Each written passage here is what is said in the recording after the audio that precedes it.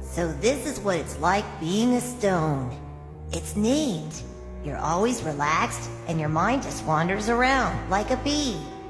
It's like dreaming, but better. I get to pick whatever I want to think about.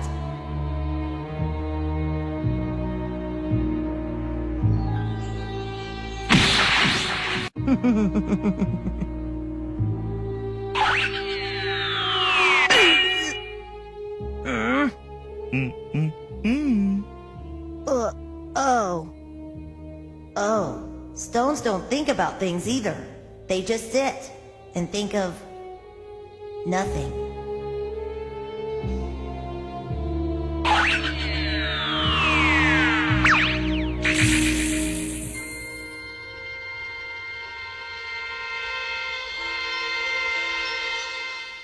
So one of the things I always loved about the original Dragon Ball is its tendency to touch onto spiritual aspects, spiritual concepts. And the reason why I like to include Goku's meditation for this video is because before he even gets started with meditating, Goku's already a prodigy when it comes to fighting. Goku's already supernatural, mainly because he's not a human being, but he's a Saiyan, an alien race. So he doesn't have the same human concepts, human experiences, or human blockages that many other humans do. You see that a lot of the other humans inside of Dragon Ball, what separates them from everyday humans is mainly their disciplines. And so for Goku, when he reaches that point, he has to, for him to get to the next level, he needs to learn how to control his mind.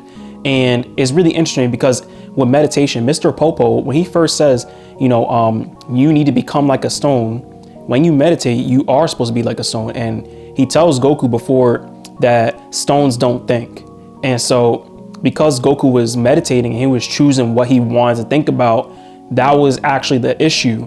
So here's the thing. So whenever you meditate, because this is like the first step into really getting deep into yourself, but whenever you meditate, a lot of people, they will tell you, different teachers, different spiritual paths will tell you meditation is about learning how to control your thoughts. But controlled thought is a weapon in and of itself. So the problem is that our thoughts are not controlled. And on top of that, you have a million different streams of other thoughts passing through you at the same time, because that's years of accumulation of not knowing how to use or control your mind. So an undisciplined mind is going to have wayward thoughts. But when you take the concept of you are like a stone, things pass by stones all the time. You have the gust of wind. The stone might get carried somewhere else. The stone is rising out the soil. It might get kicked by a kid playing ball. You know what I'm saying? Anything can happen to that stone. But at the end of the day, the rock remains itself. The rock's not changing. It's a part of the earth. It might move somewhere. It might get carried by the wind. It might get kicked around. But at the end of the day, the rock remains still. Meditating is the process of being able to observe all those things happening around you, in which case, all those different events that are carrying the stone around, which is you. Meditating is observing that, but still remaining the observer, at least in my experience. That's the conclusion that I've come to when it comes to meditation, because trying to control your thoughts, in essence, is almost futile. And they tell you, in many different books, they'll tell you, controlling thoughts is not really about controlling the thoughts, but it's about recognizing that they're there, but not attaching yourself to them. It's the attachment to the thoughts that creates an issue. And that book, Letting Go by David R. Hawkins, talks about this, because thoughts, in essence, they're never ending. Thoughts, they're always going to be there. And so you'll hear a lot in spirituality to talk about, you need to think more positively. And that's a good thing to do. And you should think more positively. And the energy behind your positive thoughts, the more that you force those on a day-to-day basis, that will overpower the negative thoughts, and you will transform from that. That is guaranteed. But it's the underlying feeling that's created. That's what gets into the subconscious mind. So when it comes to positive and negative thoughts, your underlying feeling, if you can create an underlying feeling that's positive, then yes, you can change your subconscious mind. Yes, you can change your reality. Yes, you can change anything in your life and your reality that you want to change. If you can change the underlying feelings of how you feel about it, whether it's taking a leap into something new, doing something that you've always felt like, okay, there's always an obstacle, or you always felt like you couldn't do it. If you change the underlying feeling behind it, then yes, you can convince yourself that you can do it. But it's not necessarily about the positive or negative thoughts. It's really about, once you learn how to control your feelings, then once the feeling vanishes, all the other thoughts don't exist anymore unless you entertain them. And thoughts are energy, so you have to think about your thoughts as different energy stones or different energy obstacles trying to pass through you. Or it's trying to get your attention. It's trying to get you to latch onto it. So whether it's good or bad, it's up to you whether you latch onto it. But the thing is, we have to remember, you're still a spirit inhabiting a human body.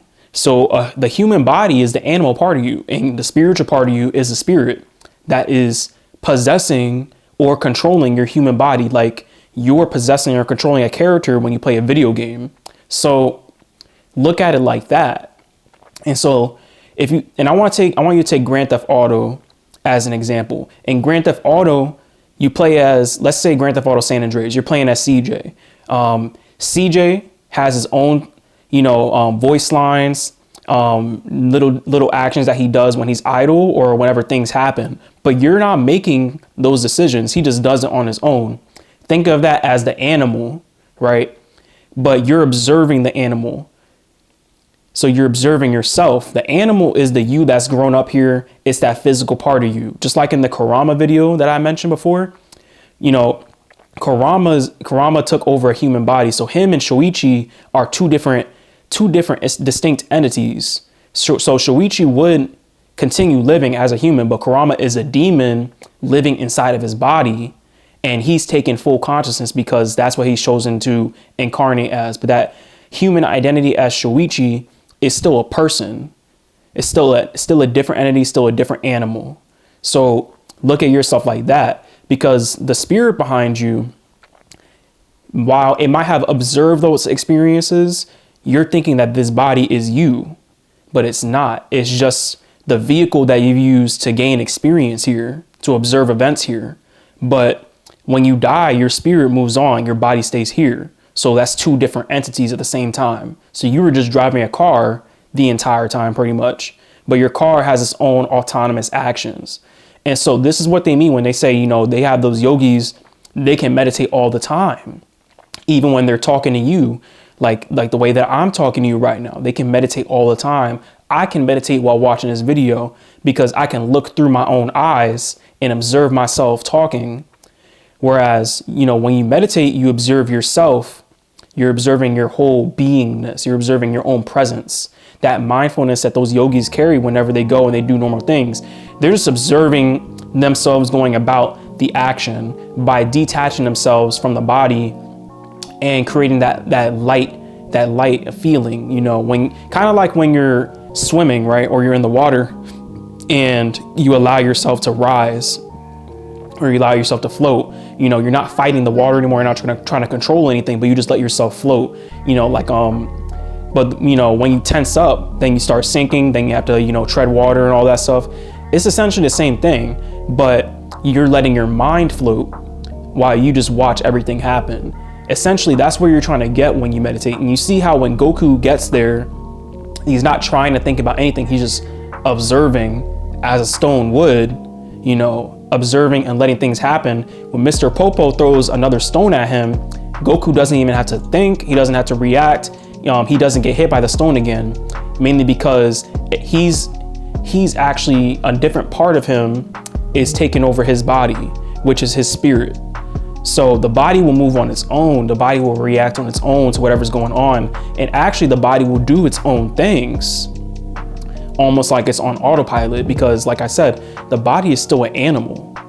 Whereas you, the spirit, you're just controlling it. So when you realize you're living outside of this experience and you're just watching it happen, but at the same time, you also have the controller in your hands, then that's when you can start to put in different cheat codes. Those cheat codes are you changing your subconscious mind. And changing your subconscious mind is the ultimate goal of spirituality and any occult practice. Whenever you get into any occult and metaphysical study, it's all about changing the subconscious mind. There is no spirituality without understanding and controlling the subconscious mind. And the minute you begin to understand that, you can begin to see actual results. So, and that's what you're looking for. Spirituality, this is more, spirituality and occult practices, they are more than just, dressing up a certain way. It's more than, presenting yourself or just meditating cross-legged and all those cool looking things and reading a bunch of books. What's the purpose of doing all those things if you don't see any results from it, if you don't see any return? And so essentially when you meditate, you want to get yourself in that zone. Meditating is supposed to open up your subconscious mind so that you can program it. That's why when you meditate and you slow down your brain waves, as soon as you close your eyes, this is what helps you fall asleep. As soon as you close your eyes, your brain waves slow down to release alpha waves. And it's actually the light alpha state of your brain waves that will allow you to fall asleep, or that will allow you to program your subconscious mind whenever room's dark or whatever the case may be. And you can look into this if you read that book, Astrodynamics, because Astrodynamics talks about this. It's by Robert Bruce. You should pick that up.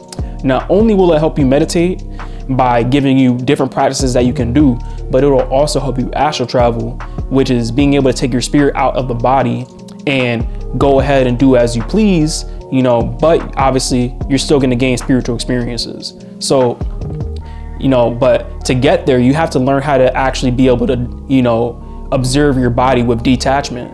And observing your body with detachment is simply by, understanding that this isn't really you, and these experiences, they're not really happening to you, but they're happening through you, happening around you. And it's your attachment to them, your feelings, and you clinging to those thoughts. That's what's creating your reality around you, because obviously when you do those things over and over again, repetition will create a reality for you in your subconscious mind. That is how you program it. That's one way to program it. So you have to really look at, when you meditate, you have to be able to look at or look through yourself. When you look through yourself, then you can start to understand, these thoughts aren't even mine, but they're just passing around me. They're trying to get my attention. And so you realize you're not really thinking, and it's like in the Upanishads, like I remember the Upanishad I just read the other day, but it says that the self is the one that makes you think that you're thinking, in a sense, or it's what does the thinking for you, or has those subconscious thoughts, but you're thinking that you're thinking, in a sense, if it really makes it, in a way to break it down. But in essence, it's what beats your heart, because you don't have to think about beating your heart. And it's why it helps you breathe, because you can choose to breathe, and that can be a form of meditation too. But guess what? You're observing something that's already automatic. Could you imagine having to observe your heartbeat? But yourself, the higher self, is doing that for you. So, there's a lot of these automatic processes that are happening. That's happening because they're spiritual phenomenon. And so it's the same thing with your thoughts, because your undercurrent thoughts are coming from your subconscious mind. So, and your undercurrent thoughts are what are producing the thoughts that you think are your conscious thoughts. So those thoughts produce the conscious thoughts. So meditation is getting into that zone where you can start to open up the book of what those undercurrent thoughts are and rewrite your reality, in a sense. And so this is why I really like anime, and this is why I really like video games. And that's why this channel is focusing more on that and, fusing that with spirituality, because when you look at it this way, it simplifies most of what these books are really talking about, as long as you can see the message in it and, be able to put it into practice yourself. Putting it into practice yourself is what's really going to help you. So if you haven't picked up any books on meditation, start doing that so you can really get your own answers. Whenever I meditate, when I first started out, it was like my body was begging me to meditate. It was like years of, me not really sitting down. But I remember the first time I did meditate is like once I shut everything out, and I was just like, let me just fuck around and meditate. This is like 7 years ago almost. I was like, let me just fuck around and meditate. And I immediately went somewhere else because it was a time, it was like my spirit wasn't really expecting me to really be like conscious like that. But me sitting there and doing that, it was like, it just kind of jump started something. But when I really sought out meditation, like back in 2021, that's when I noticed larger changes in my spirituality, larger changes in actually being able to observe what's going on. But I had millions of thoughts trying to come at me. And even now, these things happen, but it's being able to detach yourself from those things. Well, what helped me was realizing that it's like, I don't have to attach my energy to it. It's like, when you got negative people, like you don't have to entertain negative people. You don't have to entertain negative news, whatever case may be. You don't have to entertain that. It's like if you just, pull yourself out of it, it's going to try to bring you in as much as it wants to. But if you're just allowing it to just like to go, eventually it's going to disappear. It's like blocking somebody, on message or something like that. You block it and it disappears. It's not really coming through anymore.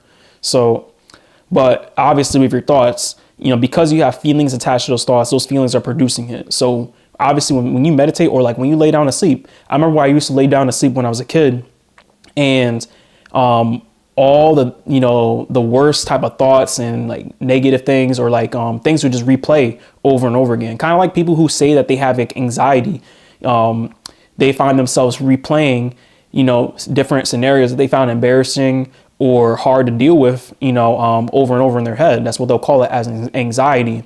But if you stop framing it that way, then you're not really giving it energy to be an entity to attach your feelings and thoughts to. But rather, if you observe it, it'll go away eventually. The only reason that is building up is because you're giving it energy by focusing on it so much. So meditation is really just focusing on observing. So if you focus on observing, through yourself, then essentially, just realizing that you're just a part of this larger experience. It's like the guy in Grand Theft Auto thinks he's a person, but you're watching him through a screen and you're controlling him and you're watching the world around you. That's essentially the same thing. You're watching the world around you and you're also watching your inner world when you have your eyes closed. And so, but now that you have the controller, once you get into the alpha state, now you have the controller. So one thing I will do when I meditate is I also record different affirmations that I want to get into my subconscious mind. And then I play it while I meditate. And this is a tool. Eventually, like I don't like to give out all my tools, but this is one of the tools that I use. If you do want more tools, obviously there's consultations for that. But this is a tool that I do use. I'll play an affirmation that I want to get into my mind. And I'll play it either before I go to sleep, so that while I'm sleeping, it's playing, because your subconscious mind never sleeps, so because it's what creates your reality. Your subconscious mind is the God part of you. The conscious mind is the ego part of you. The subconscious mind, it generates all your reality. So that's what's going to be what's in communication with your soul. So if you want to change your life, then you want to get messages into your subconscious. And the reason why a lot of people's life is fucked up is because they have a bunch of negative messages or a bunch of messages from people that want to control them in their subconscious mind. And they just let it happen without knowing. So here's one way you can do it. You play whatever message you want to play on a recorder, while you're meditating or whatever. And you just keep doing that for 30 days and watch how things happen for you. Obviously, you have to be able to observe the emotional blockages. Let's say, because, you don't want to go from 0 to 100 and not remove those emotional blockages. But will it put you on the path to where you can confront your emotional blockages in real time? Abso-fucking-lutely. So that's one tool you can do. And that's one tool that I use. And I still use that to this day. And that helps me change my reality. So really, that's really all it is when it comes to meditation, at least from my perspective. There's a lot more, there's way more levels, but those levels are for you to figure out, not for me to tell you. I can only tell you so much, the same way that any guru or person who's claiming they can teach you, spirituality, everything about it tries to make it seem like they know everything about. But at the end of the day, they only know as much as they know about themselves. And some of them are hustling you. So the way to not get hustled is to realize that spirituality, while other people can certainly give you information about it, it's actually your book to write. It's your practice to make. There's no doctrine. There's no one way to do things. You have to find what works from you, and you have to have enough conviction in it and listen to your heart enough and open up that two-way communication between you and your subconscious mind, which is also communicating with God, because God is connected to your subconscious mind. And the same thing with prayer, because if you pray, let's say you're religious or you just pray and you might be on some spiritual shit.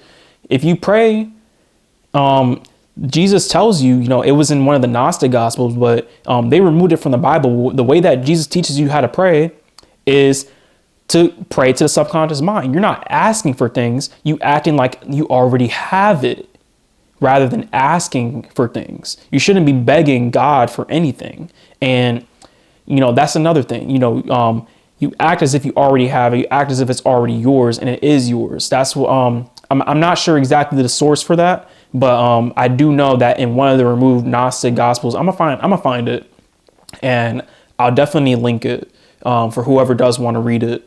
But I'm gonna find that. But I just know that's how it went. When you pray, you have to act like you already have, whatever you intend to ask for, but not necessarily you're asking for it.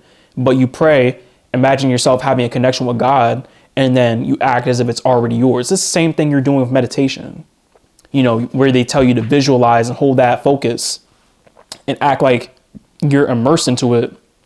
It's the same exact thing that they're telling you when it comes to these manifestation exercises. It's just presented a different way. So all prayer really is, even though it's a form of divination, even though it's exoteric practicing, of meditation, it's still the same thing. At the end of the day, it's still the same thing. So, that's the video. So I hope you guys got something out of this. Leave a comment, share the video around, let's get this channel growing. And like I said, I'm also doing free consultations. This is a limited time though, but it's free for the first session. So if you have any question, you can ask me on Instagram, red_Reams. Wish you all luck in your journey, and peace.